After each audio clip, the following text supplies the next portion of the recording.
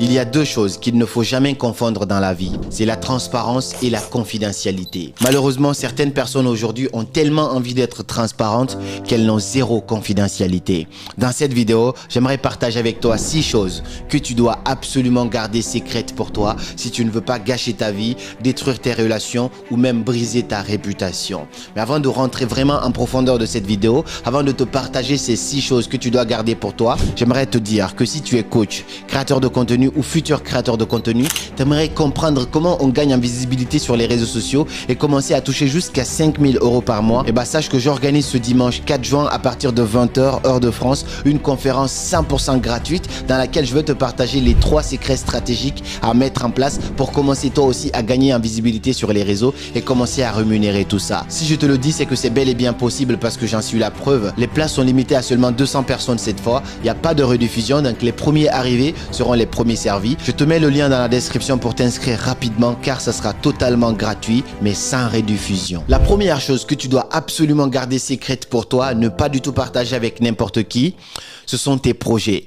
Ce sont tes plans futurs, tes prochains mouvements que tu as envie de mettre en place. Garde ça pour toi. Apprends à agir dans le silence et laisse le succès faire du bruit à ta place. Il y a un proverbe africain qui dit que les oiseaux chantent leur plus belle mélodie au sommet des plus grands arbres. Agis d'abord et ensuite laisse le succès faire du bruit à ta place. Malheureusement, aujourd'hui, les gens ont tellement envie de partager leurs différents projets. Et même moi, j'étais dans cette erreur. À l'époque, je ne savais pas du tout canaliser mes émotions par rapport à mes projets. Je voulais parler de ça à tous mes amis pour qu'on sache que je suis vraiment ambitieux.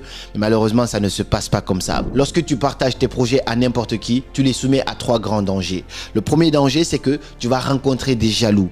Malheureusement, tout le monde ne veut pas de ton bien. Tu vas parler de ton projet aujourd'hui, tu dis, ouais, tu as envie de lancer une salle de jeu, tu as envie de lancer un salon de coiffure, ainsi de suite. Et malheureusement, 3 jours plus tard, tu vas voir que quelqu'un vient de lancer ce même projet alors que cette personne était là lorsque tu parlais. Donc, les jaloux, les gens ne veulent pas forcément de ton bien. On va essayer de te mettre des bâtons dans les roues ou sinon on va piquer ton projet et toi, tu seras toujours dévancé par les autres parce que tu as parlé. Le deuxième risque que tu prends en racontant ton projet à n'importe qui, c'est que tu vas confronter les pessimistes. Tu as une vision, tu as un projet dans la tête. Dieu a mis ce rêve-là dans ta tête à toi, mais pas dans la tête des autres. Malheureusement, tu vas parler de ton projet aux gens. Eux, ils ne vont pas voir ce que toi, tu parviens à voir. On va donc te dire quoi? Non, ça ne marche pas. Écoute, aujourd'hui, les gens ne sont pas trop dans ça, ainsi de suite. On va te décourager, on va tuer ton rêve avant même que ton rêve ne voie le jour. Le troisième grand danger, c'est quoi? C'est que plus tu parles de ton projet, plus tu baisses l'intensité de l'émotion qui te pousse à agir, à réaliser ce projet. Aujourd'hui, quand tu parles de ton projet, tu es super excité, tu es motivé à 99%. Lorsque tu vas en reparler, ta motivation redescend à 70%. Tu en reparles après, ta motivation redescend à 50% et au fur et à mesure, ça redescend progressivement et tu vas voir à un moment que même toi tu n'auras plus du tout envie de passer à l'action parce que tu as trop parlé. Au lieu de ça, tais-toi. Tu as des idées, tu as des ambitions, garde-les pour toi. Parle-en uniquement aux personnes qui peuvent t'aider à faire ce truc-là, aux personnes qui ont joué le jeu, des gens qui ont de l'expérience dans le domaine. Ils ont réussi ou ils ont échoué, eux peuvent t'apporter vraiment quelque chose. Mais à part ça, ça ne sert absolument à rien de parler de tes projets. Travaille dans le silence et laisse le succès faire du bruit à ta place. La deuxième chose que tu dois absolument garder secrète pour toi, ce sont tes faiblesses. Il faut comprendre une chose, ta faiblesse n'est pas une faiblesse tant que tu ne l'as pas révélée au monde entier. Imaginons une situation très simple. Toi et moi, on est amis. Ok, tout se passe bien entre nous aujourd'hui, je te livre tout. Je te dis, écoute, si tu veux m'avoir moi, voici le point qu'il faut appuyer. Là, tu vas vraiment me détruire. Moi, je te partage tout ça parce que j'ai confiance en toi. Parce que là, on est amis, il n'y a pas de souci. Mais un jour, on sait que même les dents et la langue se bagarrent. Ça peut arriver. Donc, malheureusement, un jour, tu vas voir que toi et moi, on se dispute. Finalement, on n'est plus du tout amis. Combien de personnes tu avais à l'époque avec lesquelles tu partageais absolument tout? Aujourd'hui, vous ne vous donnez même plus l'heure. Il y en a beaucoup. Donc, parce que tu es proche de la personne, tu lui partages tout. Si cette personne se met dans le camp de tes ennemis un jour, alors que toi, tu lui as déjà dit tes faiblesses, est-ce que tu penses que la personne va hésiter à appuyer sur ce point pour te déstabiliser ou pour te détruire? La réponse est non. Elle ne va pas du tout hésiter. Donc, ta faiblesse n'est pas une faiblesse tant que tu ne l'as pas révélée au monde entier. Garde tes faiblesses pour toi. Garde certaines choses choses pour toi, ton point faible, même si tu aimes bien un ami, certaines choses doivent rester pour toi. À l'époque, on parlait des royaumes, des Sundiata Keita, ainsi de suite. On sait que ces gens-là, c'était des héros. Parfois même une balle ne pouvait pas les transpercer. C'était impossible. Mais malheureusement, ils avaient des petites faiblesses qu'ils ne partageaient qu'avec leurs femmes. Et quand les ennemis pouvaient les atteindre, on passait par leurs femmes pour comprendre c'est quoi leur faiblesse. Certains, c'était juste une petite épine, tu les touches avec, après c'est fini. Mais la faiblesse, elle était tellement minime que les ennemis ne pouvaient pas s'en apercevoir. Mais le simple fait de le partager à ses proches, finalement, le rendait vulnérable et devenait en fait son déclin. Donc tes faiblesses doivent rester pour toi uniquement. Garde certaines choses pour toi et cela fera de toi vraiment une grande personne parce qu'à l'intérieur c'est mûri. Il y a vraiment beaucoup de choses, beaucoup de trésors qui sont cachés là-dedans. La troisième chose très importante que tu dois apprendre à garder pour toi, ce sont tes sources de revenus, combien tu gagnes réellement. Donc combien tu gagnes et même les sources qui te procurent tout ton argent, tu dois apprendre à garder ça pour toi. En fait, aujourd'hui, on peut entendre parler de Ronaldo, il touche ça, ainsi de suite, mais ça, c'est ce qu'on voit publiquement sur les réseaux. En plus, tu n'es pas Ronaldo. Ce que tu gagnes doit rester discret. Tu sais pourquoi? Parce qu'en fait, tu vas attirer beaucoup d'œil, tu vas attirer beaucoup de problèmes envers toi en disant exactement ce que tu gagnes. Je sais, lorsque tu as travaillé dur pour arriver là où tu es aujourd'hui, tout ce que tu aimerais, c'est que les caméras se pointent sur toi, qu'on dise waouh, félicitations, tu as pu faire ça, ainsi de suite. Voilà combien tu gagnes. Moi, tu me verras parler de choses sur les réseaux sociaux dans le cadre de mon business, mais tu ne sauras jamais absolument combien je gagne. Jamais. Et ça, c'est très important. Est-ce que je gagne plus? Est-ce que je gagne moins? C'est toi qui vas te faire des idées là-dessus. Je ne te dirai jamais exactement combien je gagne. Parce qu'en fait, le problème, c'est quoi? Lorsque tu dis à tes proches, en fait, combien tu gagnes, tu vas être confronté à 3 grands risques, même disons 4. Le premier risque, c'est que tu vas attirer des envieux. Toi, tu gagnes beaucoup d'argent. Moi, par exemple, ça a été le cas pour moi. J'étais étudiant, je suis encore à la fin de mes études. J'ai commencé à toucher des sommes incroyables. Et tu vois, quand je dis ça à mes potes, j'ai des amis, moi aussi, je suis passé par là, qui touchent 400 € le mois, 500 € le mois. Et toi, tu es là, tu touches des montants incroyables. Lorsque tu vas dire tes montants, on va te sourire, hein, mais tout le monde ne sera pas content. J'ai fait ces erreurs-là. Si je t'en parle, c'est parce que je suis passé par là. J'étais là, oh, mon business, il a rapporté ça. Un soir, j'ai eu ça, j'ai fait ça, j'ai eu ça.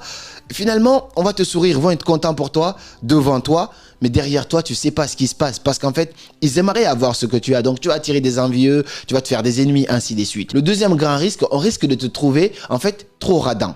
Imagine, tes potes savent combien tu gagnes, ton entourage, ta famille sait exactement combien tu gagnes. On ne doit jamais savoir où sont tous tes œufs. Non, tu dois partager les paniers, c'est très important. Donc, imagine, tous tes potes savent combien tu gagnes. Vous sortez en soirée et du coup, tout le monde commence à payer son verre. Toi, tu es là, on sait que tu gagnes 10 fois plus qu'eux, mais tu payes pas. Qu'est-ce qu'on va dire? Oh, mais il aurait pu nous le payer. Ah, lui gagne beaucoup d'argent, ainsi de suite. Alors que normalement, tu n'es responsable de personne. Chacun devrait s'assumer en fonction de ses charges. Donc, en fait, c'est ça le problème. On va te trouver trop radin parce qu'on va dire que tu as, mais que tu ne le fais pas.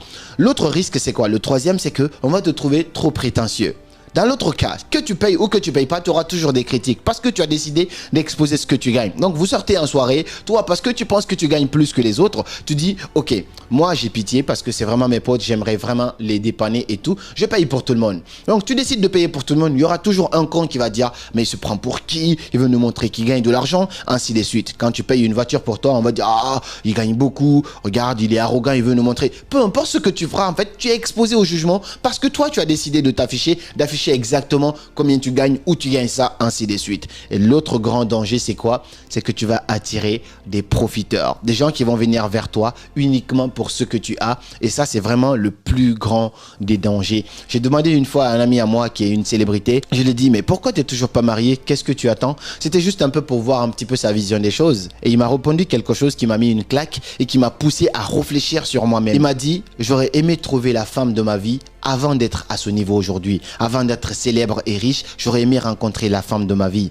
Parce qu'aujourd'hui, je t'avoue que c'est très très difficile. Parce que les gens savent qu'il est riche, les gens voient qu'il est célèbre. Donc il va attirer beaucoup de personnes. Mais qui sont les vrais réellement? Il ne le sait pas. Et moi, c'est des questions que je me pose au quotidien. Je vis des relations naturellement. Mais parfois, ça arrive quand même que tu te poses des questions. Est-ce que si j'avais pas tel ou tel ou tel, est-ce que ces gens seront encore là?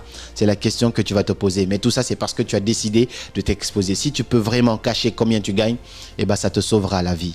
La quatrième chose que tu dois garder secrète pour toi, c'est ton intimité de couple.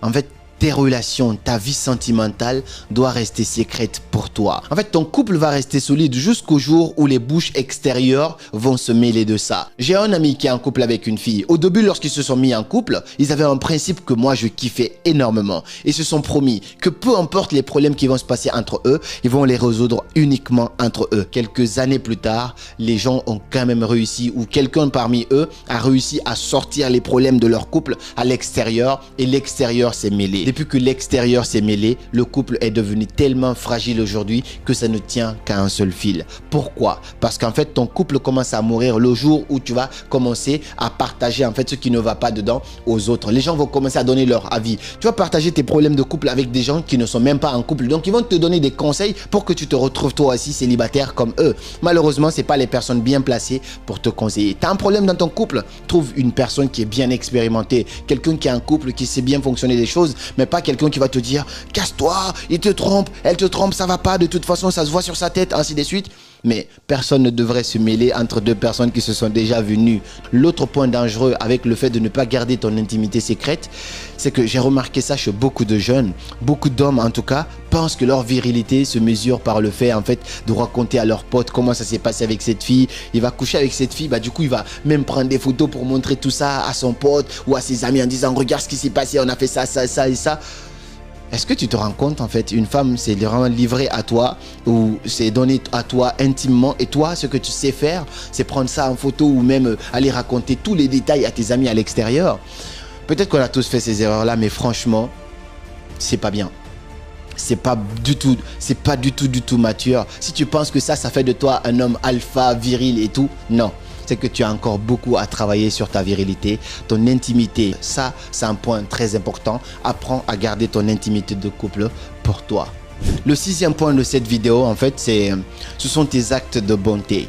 En fait, la bonté, la gentillesse n'a pas besoin de publicité. Aujourd'hui, on vit en fait dans l'ère des réseaux sociaux. Les gens ne donnent pas parce qu'ils ont envie de donner. Les gens ne donnent pas parce qu'ils ont de la pitié, ils ont envie d'aider. Non, ils donnent juste pour avoir des projecteurs sur eux. Et pour moi, ça, c'est pas donner, c'est un acte d'humiliation. Des gens aujourd'hui vont te dire qu'ils ont fait un don à cette famille. Oui, j'ai donné ça à cette famille. Tu donnes et puis voilà, tu le filmes pour mettre sur Instagram en disant que tu as donné. Est-ce que tu lui as donné? Non. Pour moi, c'est une humiliation. Honnêtement. Si vous faites des cadeaux aux gens, gardez-les pour vous. C'est comme ça, Dieu vous remercie, la vie vous récompense. Mais vous n'avez pas besoin de prendre un selfie pour dire « Oh tiens, j'ai donné ça, regardez, j'ai offert. » Non, laissez-les en parler. Laissez les autres parler de vos bonnes actions. C'est ça qui va vraiment faire le mérite. Mais c'est pas toi, tu donnes 1 euro et tu commences à chanter partout que tu as donné 1 euro. Ce n'est pas un acte de bonté, ça devient un acte d'humiliation. Et le 6e et dernier point de cette vidéo, cette chose que tu dois apprendre à garder secrète pour toi, ce sont les secrets des autres. Divulguer les secrets des autres éteint la lumière de la confiance. Je répète, divulguer les secrets des autres éteint la lumière de la confiance. Moi, je te fais confiance. Finalement, il y a un truc que je ne peux pas garder pour moi, que je te garde, que je te confie. Parce que tu l'as découvert, je ne sais pas par quel moyen. Si je te confie ça, c'est parce que je t'ai vraiment fait confiance. Et je te dis, s'il te plaît, ne dis ça à absolument personne. Si un jour ou une semaine plus tard, j'entends ça dans la bouche de XYZ, je me sentirai trahi et plus jamais je ne pourrai te refaire confiance. Cette vidéo n'est pas là pour dire qu'on est parfait ou qu'on est imparfait. C'est simplement prendre conscience de ce qu'on doit améliorer chez nous et aller vers ce qu'on appelle la sagesse intérieure. J'ai une question pour toi avant de finir cette vidéo. Parmi ces 6 points, quel est le point avec lequel tu as vraiment le plus de mal? Moi, je te dis, comme par exemple le premier point, j'ai un petit peu de mal. On n'est pas parfait, on va toujours travailler là-dessus. C'est quoi ton point fort de ces 6 points-là? Partage-moi ça dans les commentaires et n'hésite pas à liker et partager cette vidéo pour aider un maximum de personnes à voir et à s'améliorer afin qu'ensemble on puisse construire une société beaucoup plus épanouie et beaucoup plus sage. On se dit donc à très bientôt pour de nouvelles vidéos et comme toujours c'était Karamo, suivez vos rêves, ils connaissent le chemin.